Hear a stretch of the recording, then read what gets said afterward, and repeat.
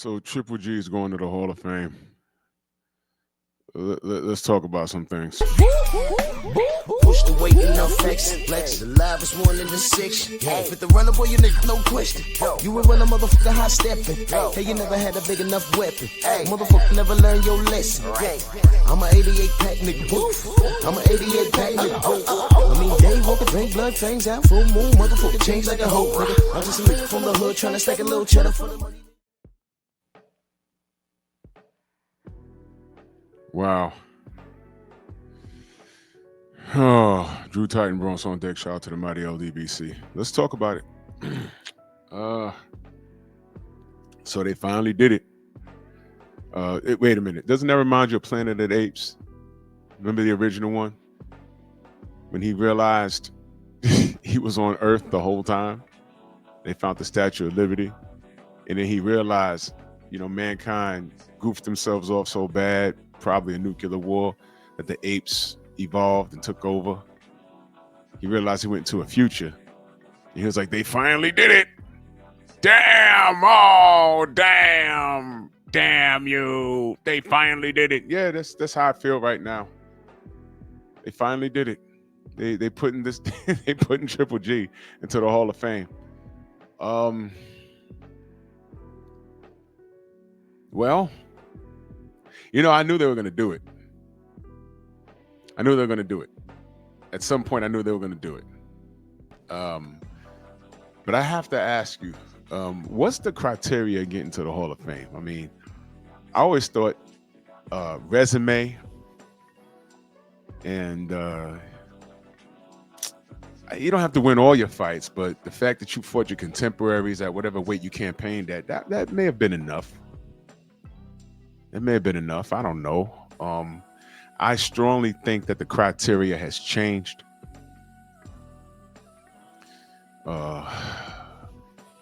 Because I'm looking at the resume. And you gotta understand, I was here for all of it. I'll start at 2012. I'm looking at the box rec right now.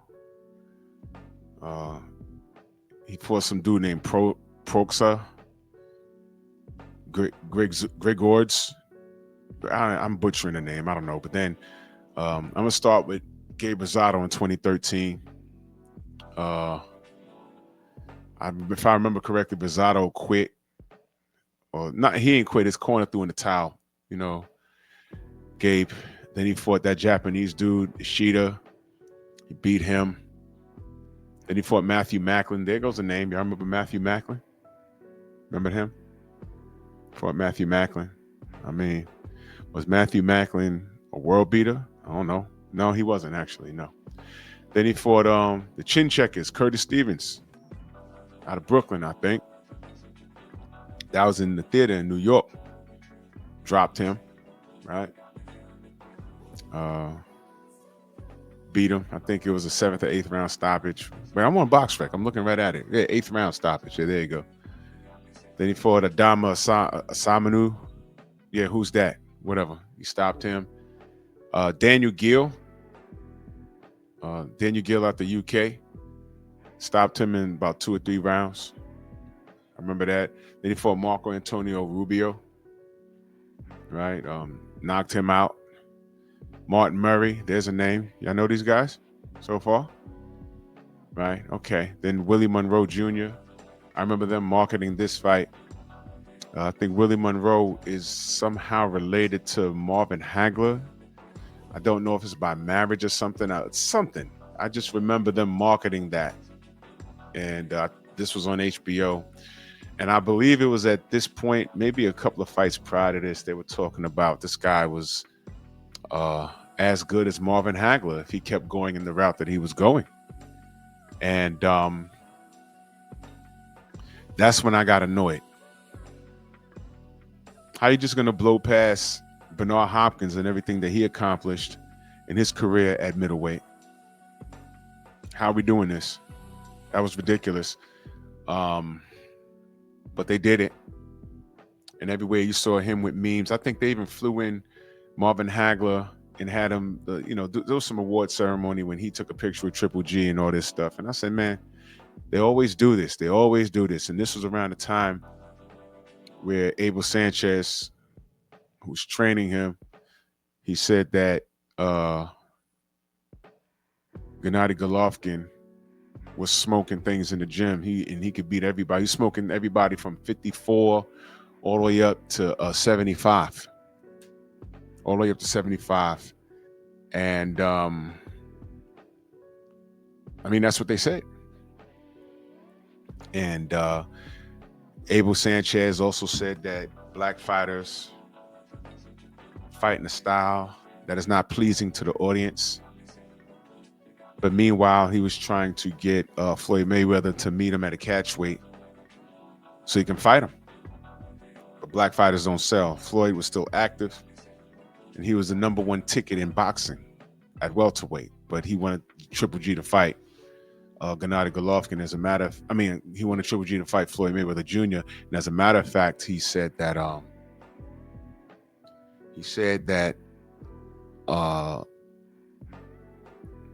Triple G would outbox Floyd. 2 times he tried to go up to 168 to fight Julio Cesar Chavez Jr.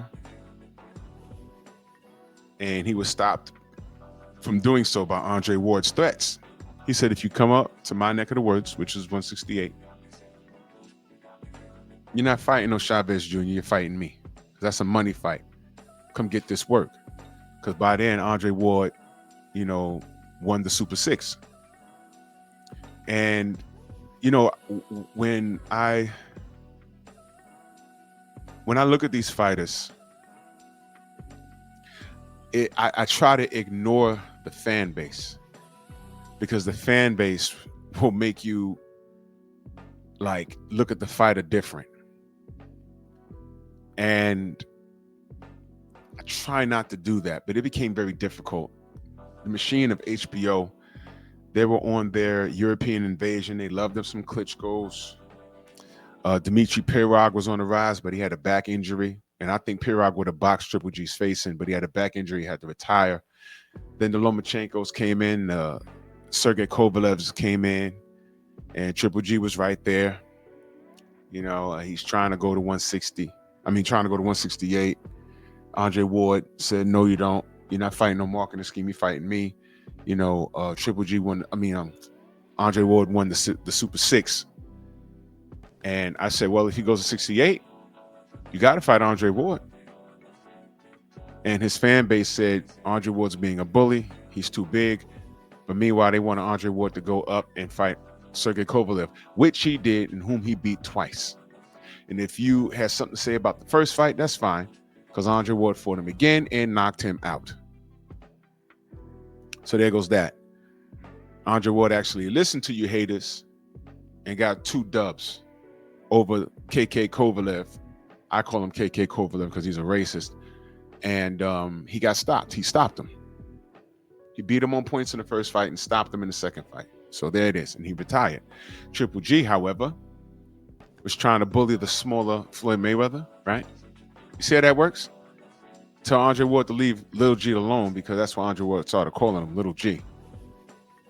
But Little G was trying to bully the smaller Floyd Mayweather. If Floyd Mayweather wanted to fight him, I'd have been like, hey, man, that's what Floyd want to do. Let him do it. But no one was feeling sorry for Floyd, because it's Floyd. That's how they treat black fighters. And that's cool. But he wasn't going to 168 for no son of a God smoke. So he remained at 160, and you had Abel Sanchez disrespecting black fighters. He said that Triple G will beat everybody from 154 to all the way to 175. He said it in the interview. I said, all right, well, whatever. You got to show me. Then the Canelo Alvarez fiasco came in. But let me go back to this box rec real quick, because we're getting to that. So Willie Monroe Jr., he stopped him. David Lemieux, a puncher, they got in there and boxed. Lemieux lost. Dominic Wade, whatever, beat him, he lost. Then he fights Kell Brook, who came up from, I think he came up from 47 or 55, I forget. He came up from 47, I think. And he fought Triple G in the UK. And Triple G was getting outboxed. But he's a hard puncher, and he hit Kell Brook and bust up his eye. All right. Corner threw in the towel. They stopped the fight. I remember being in this god-awful Facebook group, and it was like, yeah, Triple G's a world superstar now. I said, no, he's not. Because nobody in America was checking for Kell Brook. And as a matter of fact, the only way they knew Kell Brook was because I think by then he had beat up on Sean Porter. Xenomorph mouth. He beat him. And nobody would fight Triple G but Kell Brook at that time. He fights Daniel Jacobs. He wins by unanimous decision. Then the Canelo Alvarez fiasco. He calls out Canelo. Canelo says, F that. He dropped the belt. Totally disrespects the WBC, but they don't care. They look out for their people. I said Canelo had the tools to make Triple G not only lose, but look stupid in the ring. But he dropped the belt, and I had to eat that crow. I said, well, maybe I have more faith in Saul Canelo Alvarez's abilities than he has in himself. But he dropped the belt. That's just what it was. Well, eventually, through all the rigmarole, they ended up fighting. And they fought to a draw, and the world went crazy. Fine. Next fight, he fights Vanis Monterosian. I think Canelo had a problem with I think this was like the clenbuterol situation. This was happening all around time. Forgive me for the timeline, because the focus is I'm asking the question, does this guy belong in the Hall of Fame? So he fights Saul Canelo Alvarez in the rematch.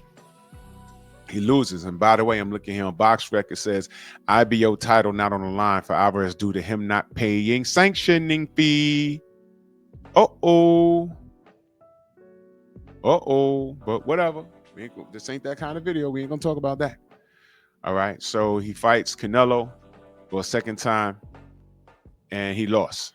He goes on to fight Steve Rolls. Wow. Then he fights Sergey Derevyanchenko, which was a gunfight. And I think Sergey at least pulled out a draw in that fight. Y'all go back and watch it. I met Sergey. He's a pretty good dude. All right. But the dude could scrap, and he brought it to Triple G. That was crazy. Then he fought some guy named Camille Sezameta. That went 7 rounds. He fought the Japanese guy, Murata. You know, he put him in the box in 9 rounds. And then here's the funny part. He fights Canelo Alvarez again. And ladies and gentlemen, that was in 2022. That was his last fight. This man's, and he lost that, by the way. This man's whole career pretty much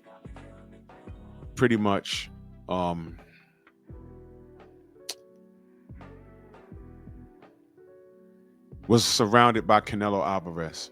The 3 fights, the 1 draw and 2 losses.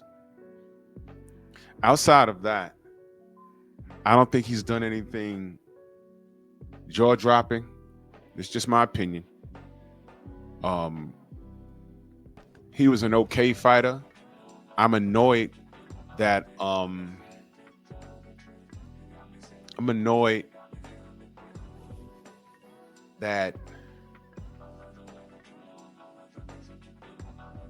that the media put him on his pedestal.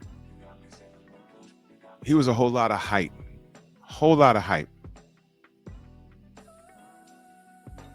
And I didn't appreciate it. I never appreciated fighters that have a machine behind them, and they're telling us that this person is the next whoever. And I'm like, all right, man, just sit back and let these fighters develop, for Pete's sake. Stop beating me in the head and telling me that he's Marvin Hagler. Stop beating me in the head and telling me that he's a harder puncher and more high of an IQ fighter than any legendary fighter that was at middleweight. They never even put him and B-Hop in the same sentence. I said B-Hop would have killed this guy in his prime at 160. Roy Jones would have killed him in his prime at 160. This guy was okay, but he wasn't a world beater. But they're throwing him in the Hall of Fame. So is the bar that low for the Hall of Fame to get in the Hall of Fame? Does the bar have to be set that low for these guys to get in there? And I'm looking at that last Canelo Alvarez fight. The Fantastic Four was in charge of that. Who's the Fantastic Four? The referee, Russell Mora.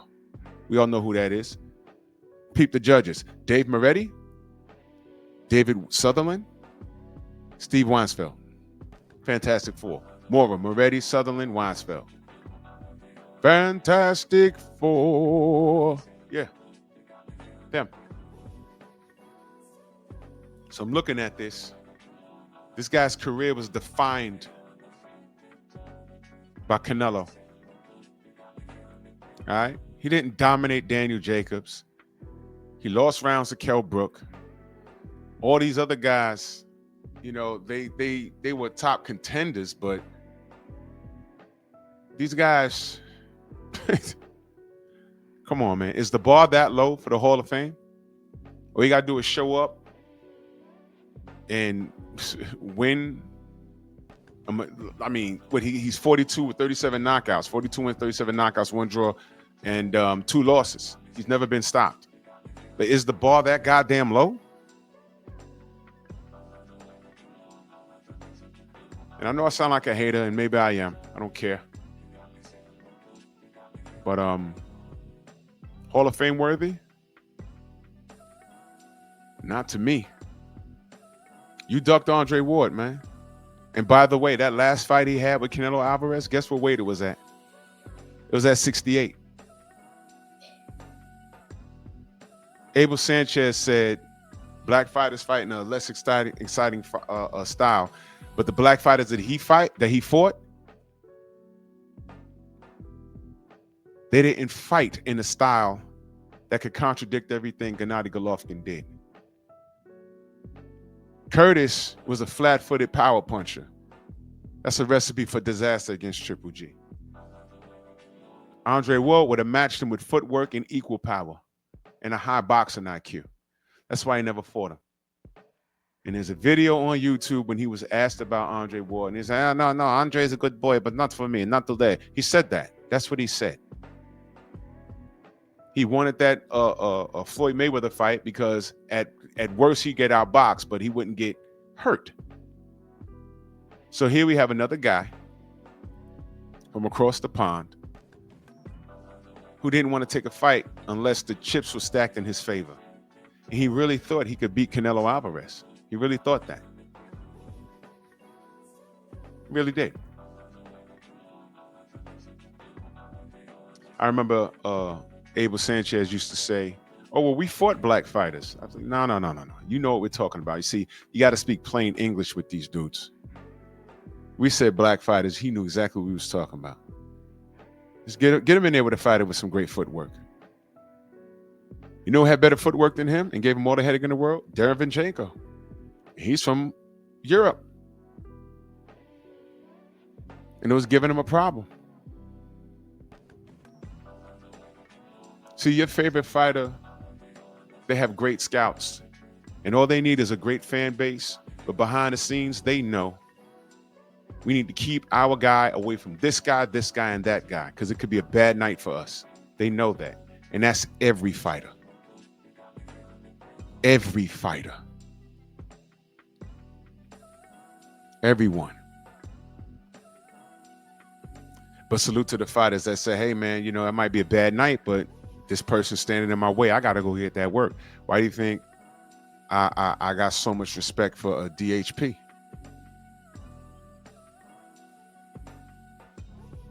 He's willing to do everything. But make no mistake about it, Gennady Golovkin told Andre Ward no. He told him no. So is his resume Hall of Fame worthy? And if you think so, I'd like to know why the bar's so low. Especially in this day and age where majority of these fighters are picking and choosing. Shout out to Turkey Al-Sheikh. I don't feel sorry for y'all anymore. All of you boxing and pundits talking about, hey, man, let this fight marinate. Why y'all talking like managers and promoters? No. If this guy has a belt and he has a mandatory, he's fighting. And as a side note, all of you guys that thought like that over the last 10 to 15 years, this is what you get. Because Turkey has the money to make things push.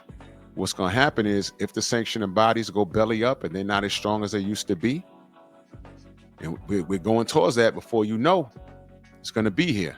If that actually happens, Turkey's not going to oversee boxing. He's going to give it a budget and say, Dana White, work it. He's going to start running boxing like how he runs the UFC. Now, the good part is, if you're a champion, you have a mandatory, you're fighting, period. There's already one face and one name in it. There's not no interim title, gold title, silver, franchise, which is vanished. There's none of that. But the trade-off is he might get a little stink with the money. But just remember, y'all asked for this. So I don't remember Triple G announcing he announced his retirement. I don't remember that. But if he did, good for him. And by the way, Fable Sanchez, once he got that DAZN money, he gave you the axe after all of that promotion that you did. You remember that Mexican style you marketed? Oh, Mexican style. Oh, Mexican style. I don't even know what that is. I have no idea. But y'all bought it, hook, line, and sink. Y'all bought it. Y'all bought it. And now he's going to the Hall of Fame. So y'all tell me what the criteria is. Because right now it looks like the bar is low. Because to me, I don't see no blockbuster resume. His career is defined by Canelo Alvarez, and he fought him to a draw, and he lost twice. And his last fight was at 68. So clearly he could have fought Andre Ward. That would have been legendary, win or lose. Fable Sanchez, whom was fired once Triple G got that DAZN money, he fired your ass, which is good for you. And by the way, the last time I saw Abel Sanchez in a corner, it was with the black heavyweight. Surprise, surprise, right? You see, God ain't playing with y'all. All you got to do is watch. All you got to do is watch, and everything unfolds right in front of your face. So there it is. So y'all cool with this guy going to the Hall of Fame? I'm not. But, you know, I'm a hater. It's whatever. And I'm a hater because I don't like how he was marketed to me. I just want to let these guys fight and develop. Put me in a position where I don't have to like you, but I got to respect your body of work. And I'm looking at his body of work. He beat a lot of guys that he was supposed to beat. But did he actually challenge himself? He did against Canelo. And he lost 2 of those fights. He ducked Andre Ward. And this video, I'm not trying to make it too long. There was other things he could have done that he didn't do. But Hall of Fame worthy, right? Right. You know, let me know what you think. Bronx on deck. Move!